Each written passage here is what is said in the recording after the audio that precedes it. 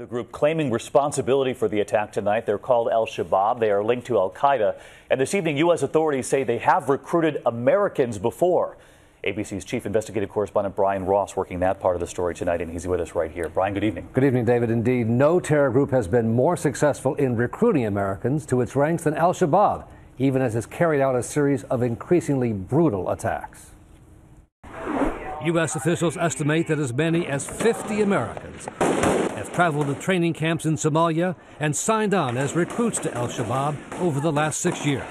It's an extremely deadly organization, very well trained, and it's one of the only al-Qaeda affiliates which actually has actively recruited here in the United States. Just last month, al-Shabaab posted this online recruiting video with 3 young men it said were from Minneapolis and later died as martyrs. If you guys only knew how much fun we have over here, this is the real Disneyland. You need to come here and join us. Another American, Omar Hamami of Daphne, Alabama, rose to a leadership position at al-Shabaab until he was reportedly killed by rivals in the group earlier this month.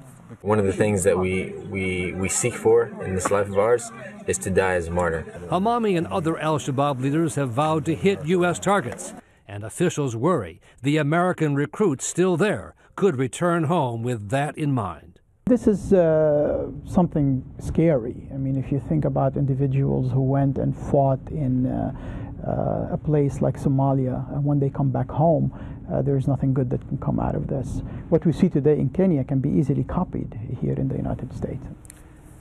The FBI has brought criminal cases against some of the Americans who went to Somalia and came back to the U.S., but to date, the FBI and other law enforcement officials say they have no indication that al-Shabaab has any plans or indeed even the capacity to attack here in the U.S. David? And of course, Brian, what we don't know is if any of these recruits played any role in this plot. That's right, and we won't know it probably until the siege is over.